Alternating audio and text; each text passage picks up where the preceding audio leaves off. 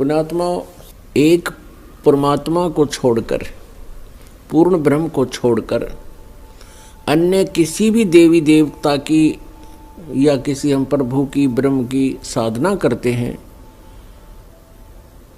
वो मोक्षदायक नहीं है। वो आपको जन्म मृत्यु के इस दीर्घ रोग से नहीं छुड़वा सकती। और जो हमारे प्रारब्ध के जो पाप कर्म हैं, उनको भी पूर्ण परमात्मा ही नाश कर सकता है। नहीं तो आप जी के पास इतिहास है हमारे भगवानों का, जिनको हम परमात्मा माना करते थे, जैसे श्री विष्णु जी, उनके अवतार श्री रामचंद्र जी, श्री कृष्ण जी। सत्संग में आपको बताया था कि वो भी अपने प्रारब्ध के कर्मों को समाप्त नहीं कर सके, उनको भोग कर ही समाप्त किया। भगवान श्री रामचंद्र जी पर जाता था कि ये सर्वेश्वर हैं, महेश्वर हैं, सर्वशक्तिमान हैं, सब दुखों का निवारण कर देते हैं। यानी विष्णु भगवान कहो, चाहे श्री रामचंद्र जी कहो या श्री कृष्ण जी कहो। तो हम ये सोचा करते थे कि ये भगवान हमारे दुखों का निवारण करते हैं, ये समर्थ शक्ति है। अब हमने राम की परिभाषा समझनी पड़ेगी, प्रभु की परिभाषा समझनी पड़ेगी, और हमने उन राम में से सिलेक्ट करना पड़ेगा कौन से राम की शरण में जाना है। अब जैसे ये श्रद्धालु कहते हैं, कोई प्रश्न करता है आचार्यों से, गुरुओं से, मंडलेश्वरों से कि क्या श्री कृष्ण अर्थात श्री विष्णु जी हमारे पापों का नाश कर सकते हैं? क्या वे जो श्राप दे दिया जाता है एक दूसरे को 3 ताप के अंतर्गत, क्या हमारे उन 3 तापों का वो नाश कर सकते हैं? तो कहते हैं कि हाँ, भगवान श्री कृष्ण अर्थात विष्णु जी हमारे सब पापों का नाश कर देते हैं। और प्रमाण के लिए कहते हैं, गीता जी अध्याय नंबर 18 के श्लोक नंबर 66 को बोलते हैं कि सर्वधर्मान परित्यज माम एकम शरणम व्रज अहम तवा सर्व पापे भव मोक्षामि मा शुच। पहले तो उनको ये पता नहीं कि गीता जी का ज्ञान श्री कृष्ण नहीं, श्री कृष्ण में प्रवेश करके ये ब्रह्म बोल रहा है, सरपुरुष बोलता है। और व्रज का माने आना नहीं होता, जाना होता है। अब गीता ज्ञान दाता सरपुरुष है, ये ब्रह्म है, और ये परम अक्षर ब्रह्म की शरण में जाने को कहता एकम। एकम माने जिसके बराबर दूसरा ना हो, अद्वितीय। उसकी शरण में जा, उसकी शरण में जाने से फिर तू मेरे सतर की जो पूजाएं हैं मुझे छोड़ दे, ये ब्रह्म कहता है। फिर मैं तुझे यहाँ कुत्ते गधे सूअर यानी कष्ट नहीं दूंगा, मैं अपना कर्जा चुका लूंगा। तो यहाँ पुण्यात्मा विचार करने की बात है कि श्री कृष्ण जी और श्री रामचंद्र जी और श्री विष्णु जी अपने श्राप को, अपने पाप को, कर्म दंड को नहीं समाप्त कर सके, नाश नहीं कर सके। उपासकों का कैसे कर देंगे वह? जैसे श्री विष्णु जी को श्राप दिया था नारद जी ने, और ये श्राप दिया था कि नारद जी के मन में विवाह कराने की प्रेरणा होगी, और उसने देखा कि राजा की लड़की का स्वयंवर था, और उसमें लड़कियां अपनी मर्जी का पति अपनी इच्छा से सिलेक्ट करती थी, और राजा लोग बैठ जाते थे वहाँ सामने आके। नारद जी ने विवाह कराने की सोची, और फिर सोचा भी मेरा विवाह कौन करेगा, मैंने तो कचकोला कढ़ा रखा है, इतनी मोटी चोटी सिर पे, और शकल भी ठीक को ना। तो उसने सोचा कि भगवान विष्णु से उनका स्वरूप ले लेता हूँ।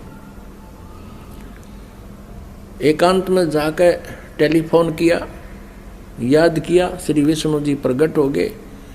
नारद जी ने कहा, भगवान मैंने विवाह करवाना है और आप मना मत करियो, आज पहली बार आपसे कोई वस्तु मांग रहा हूँ, मुझे आप हरि रूप चाहिए, मुझे हरि रूप चाहिए, अर्थात आपका सुंदर स्वरूप मुझे दे दे। श्री विष्णु जी ने कह दिया तथास्तु। अब उसका बंदर का मुंह लग गया, बंदर का। हरि माने बंदर भी होता है। अब उसने सोचा नारद जी ने कि आज तेरे सुंदर कोई नहीं सभा में, और जाकर बैठ गया कुर्सी पर जच के। अब वह लड़की आई वरमाला लेकर, सामने देखा भालू बैठा। अब वह एक कदम पीछे से होकर आगे चली गई। नारद जी ने सोचा शायद लड़की की दृष्टि नहीं पड़ी मेरे ऊपर। वहां से उठकर एक और खाली चेयर थी, दूसरे लोग वहां जा बैठा। जो वहां से भी लड़की आगे निकल गई, नारद जी कहने लगे भाई यह अंधी है क्या? और दूसरे तो बोला, साथी ने उसको यो दिखा दिया दर्पण, अगर देख अपनी शक्ल तो देख ले, हमने डर लगे तेरे थे। तब उसने देखा जब दर्पण यानी अपनी शक्ल देखी, उसने बिना गिनती की गाली दे दी विष्णु भगवान को, नारद जी ने। और उसी समय विष्णु जी आ गए और विष्णु जी के गले में वरमाला उस लड़की ने डाल दी। तब नारद जी ने विष्णु जी से कहा कि तू सचमुच धोखेबाज है। जैसे आज मैं एक औरत के वियोग में रो रहा हूँ, एक जीवन तू सारा अपनी पत्नी के वियोग में रोएगा, तुम्हारा कभी मिलन नहीं हो पाएगा। उसी श्रापवश श्री विष्णु जी श्री रामचंद्र रूप में अयोध्या के राजा दशरथ के घर जन्मे। युवा होते ही विवाह हुआ, सीता जी के साथ विवाह होते ही वनवास हुआ। वनवास में तुरंत ही कुछ ही वर्षों के बाद सीता जी का अपहरण हुआ और रावण के साथ युद्ध हुआ। युद्ध के बाद घर ले आए सीता जी को और एक धोबी के व्यंग से सीता जी को घर से निकाल दिया। आजीवन श्री राम और सीता जी का मिलन नहीं हुआ। पुण्यात्माओं, भले ही श्री रामचंद्र जी अयोध्या का राज करते थे, लेकिन जिस व्यक्ति का परिवार कहीं हो, उसकी पत्नी कहीं, बच्चे कहीं और वो कहीं, वो सपने में भी सुखी नहीं हो सकता। और अंत समय में जब उसने पता चला कि मेरे पुत्र लव और कुश यहाँ पर हैं, उन्होंने भी उससे नफरत होगी और उनसे बात करना पसंद नहीं किया। और सीता जी भी पृथ्वी के अंदर समा गई, उसके दर्शन तक नहीं किए। पुण्यात्माओं, वैसे तो हम देखो ये भगवान माना करते थे, हमारी आंखें बिल्कुल बंद हो चुकी थी ज्ञान वाली। सीता जी को जब युद्ध के बाद घर लाना चाहा था श्री रामचंद्र जी ने, तो ये कहा था कि मैं परीक्षा लेकर घर चलूँगा, यदि तू परीक्षा में सफल होगी तो मैं मान लूँगा तू निष्कलंक है, रावण से तेरा कोई संबंध शारीरिक नहीं हुआ, और यदि तू परीक्षा में सफल हुई तो खत्म हो जाएगी। क्या परीक्षा ली थी श्री रामचंद्र जी ने कि अग्नि में बैठा दी थी सीता जी को, आग लगा दी थी चिता बना के, और ये सोच लिया था कि यदि ये कलंकित होगी तो जड़ मरेगी टंटा कट्टे, और सही होगी निष्कलंक होगी तो जीवित रह जाएगी। तो सीता जी जली नहीं थी, परीक्षा में सफल हुई थी। उसके बाद फिर आकर के एक धोबी ने कह दिया, अपनी पत्नी ने कुटा था, वह कहता 2 दिन उस तक दुखी होकर अपने चली गई होगी मित्र प्यारी अपनी सहेली के यहाँ, और जब वो वापस आई तो उसने रात ने कुटा था और ये कह रहा था कि मैं ये दशरथ का बेटा रामचंद्र नहीं हूँ जो 12 वर्ष रावण के पास रही और फिर उसको अपने घर पे रखे बैठा है। उस समय राजा लोग एक विशेष न्यायकारी होते थे, भेष बदल कर अपनी नगरी में घुमा करते थे, कोई व्यक्ति दुखी तो नहीं है। तो रामचंद्र जी ने कान लाकर सुना तेरा जिक्र कैसे हो रहा है। उसने 2-3 बार दोहराई ये बात, इस बात पर कि मैं निंदा का पात्र बन गया हूँ सीता को घर लाके। अगले दिन सीता को निकाल दिया कि मैं दुनिया की व्यंग नहीं सुन सकता और जाइए आप, मैं नहीं रख सकता आपको, आप रावण के पास रही हो। अब फुटे भाग हमारे इसे भगवान थे हमारे, गर्भवती पत्नी और अकेले निकाल सुबह भाग जाए यहाँ से, अरे कलेजा फटने हो जाता है। आदमी अकेला निकाल के देखो, वो तो एक औरत की जाति थी, कहाँ जंगल में जावे, और कहते हैं झाड़ झाड़ बैरी होता है स्त्री का। और ये थे हमारे भगवान, ये थे इनके करैक्टर, इनको हम कहते हैं मर्यादा पुरुषोत्तम। यह क्या मर्यादा थी भाई, एक गर्भवती पत्नी को और घर से निकाल देना, कितना मरो चाहे जीवे, ये तो कितना कट्टर स्वभाव होगा उस व्यक्ति का। अब कहने का भाव ये है पुण्यात्माओं, श्री रामचंद्र जी को जब पता चला, उसने अश्वमेघ यज्ञ करी थी, घोड़ा छोड़ दिया, लव कुश ने पकड़ दिया, रामचंद्र जी के छक्के छुड़ा दिए। सीता को पता चला तो दर्शन भी नहीं करे, उसे किसी के दर्शन करूं समागी धरती में। और श्री रामचंद्र जी ने आकर के वापस इसी दुख में सरयू नदी में जल समाधि ले ली, सरयू नदी में शरीर छोड़ दिया। उसके बाद फिर श्री कृष्ण रूप में जन्म हुआ और रावण के साथ युद्ध के दौरान श्री रामचंद्र जी ने सुग्रीव के भाई बाली को मारा था एक वृक्ष की ओट लेकर, यानी धोखे से। तो उसका भी बदला देना पड़ा श्री कृष्ण जी के रूप में।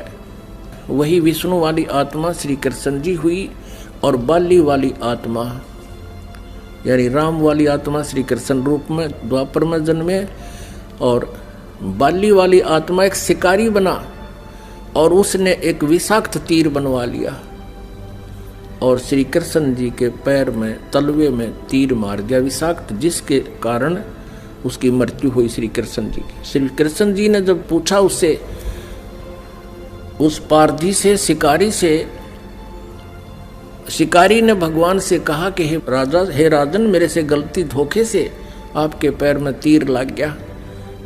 आपके पैर में पद्म है, ये चमक रहा था, दिन का समय, झुरमट सी वृक्ष की छाई हुई थी और मैं शिकार के लिए घूम रहा था।